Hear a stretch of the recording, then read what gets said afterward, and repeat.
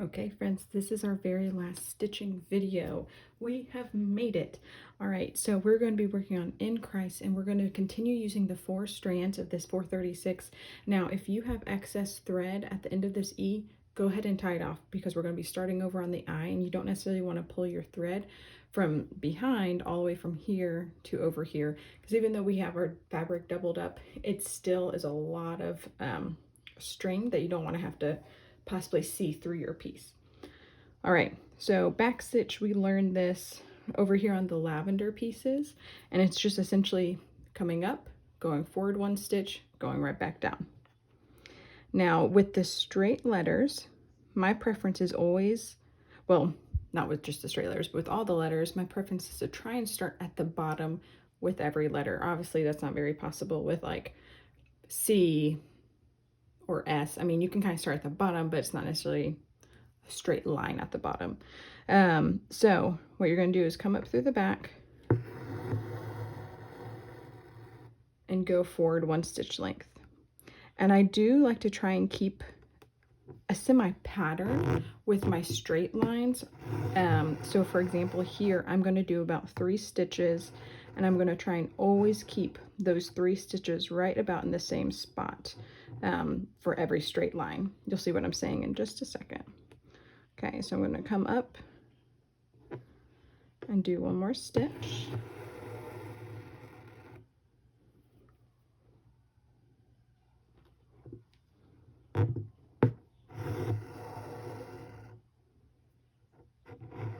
And then do a 3rd stitch.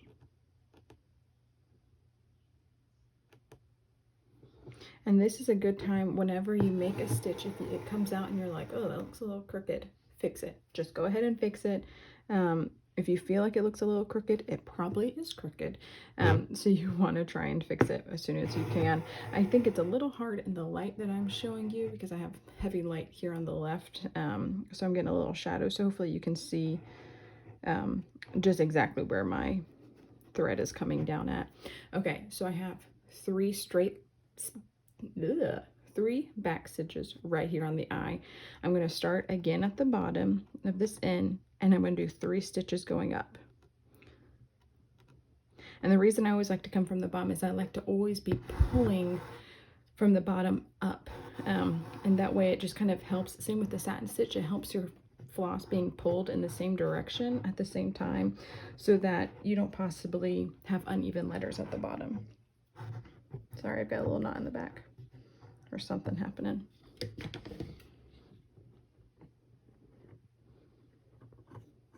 Yeah, a little knot. Sometimes knots are easy enough that you can just pull on either side and it comes right out. All right, so I'm going to kind of follow this stitch right here and go about the same height. And this just helps for the letters to look a little more consistent. Again, you're not going to get that exact same look on the curved letters, but with this piece, we don't really have that many curved letters.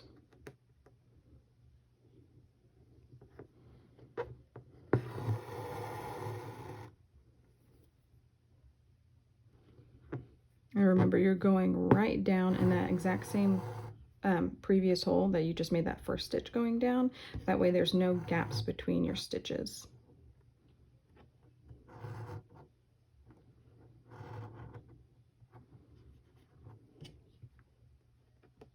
Do 1 more. And if you can see, I'm going a little off of my line because I feel like my line's a little crooked, like the traced line. And so I'm going to go a little bit left to my original line.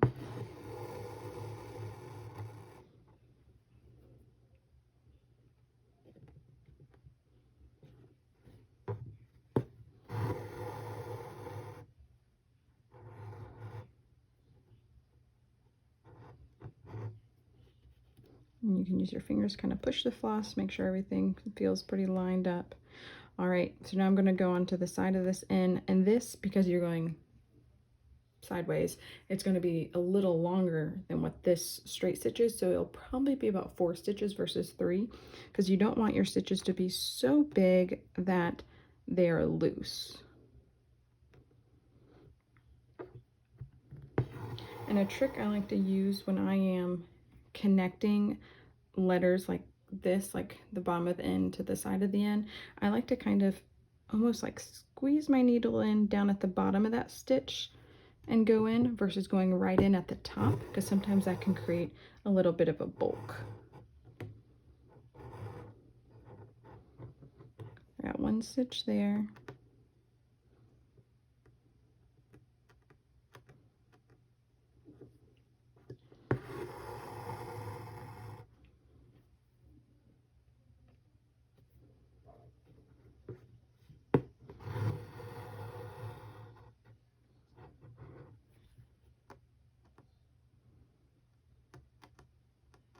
And you want to try and make these stitches as even as possible.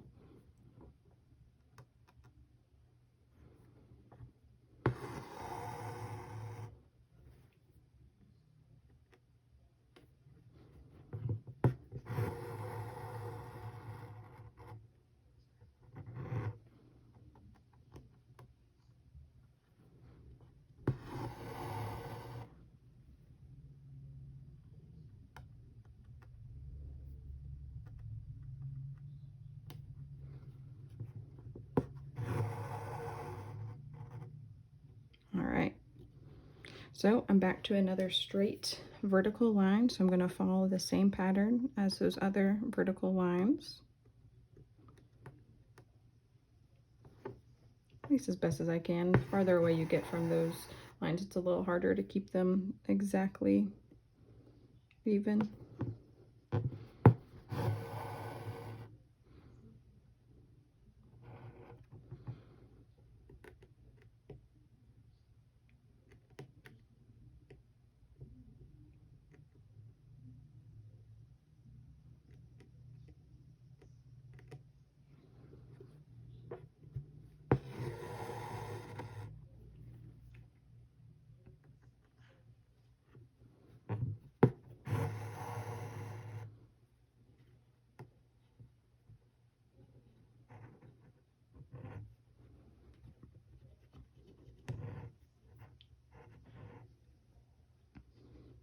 Trying to decide if that's too crooked for me or not. I think I'm happy with it. Okay, so I'm going to do this last stitch.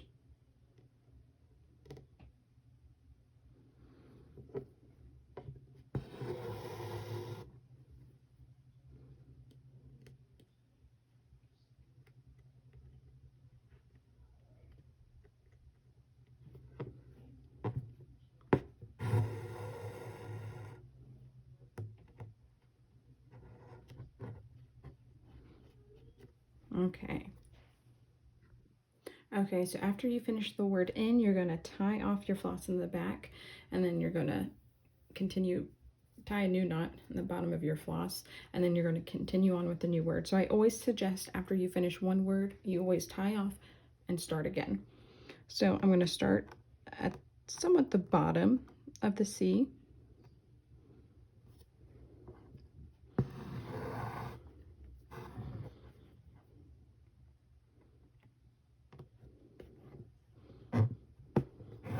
Now with a back stitch, you can't hide your stitches quite as much as you can with the back split stitch.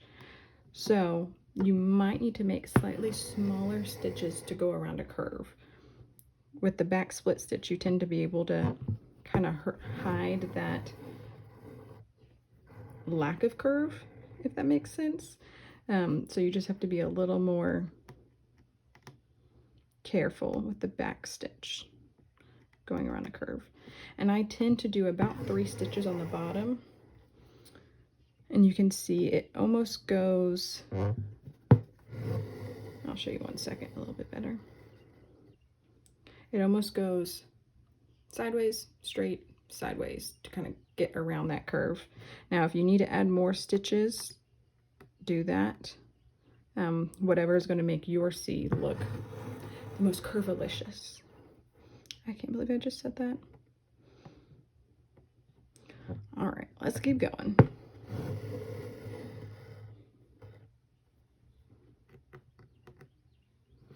Now, I always say, if you feel like you don't like your text, take it out before it's too late. I would suggest to not redo a text portion more than 3 times, like 3 being the final number, because if you go into the same hole or go right next to it too much, you're going to end up weakening,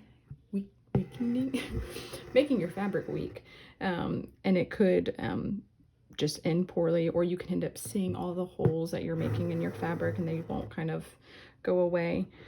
Sometimes with fabric, what you can do, if you've removed a stitch and there's a hole there, you can kind of rub it a little bit with your finger and it'll kind of close up. So feel free to do that if you need to. Okay, so I'm going to make those 3 stitches again where it's curved, or not curved, but sideways, straight, and curved again. Not curved, sideways. Okay, so I did the little slanted sideways. I'm gonna do the straight here.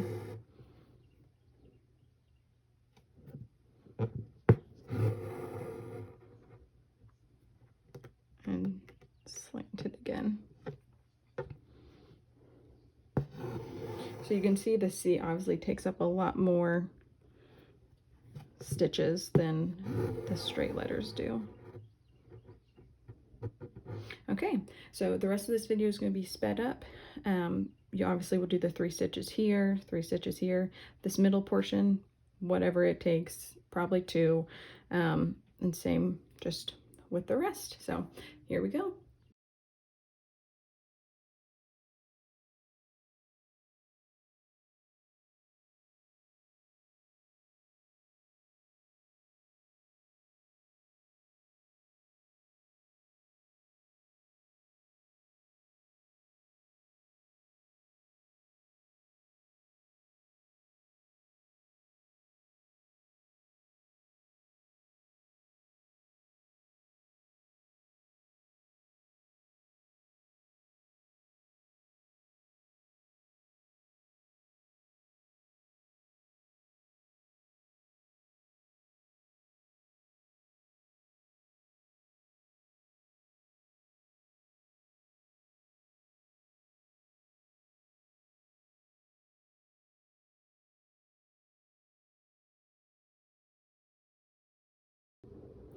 All right, so that is the end of our stitching. The next video, our final video, is going to be how to remove your pin marks and how to back your hoop. So be sure to watch that one so that you can be all finished and ready to hang your piece.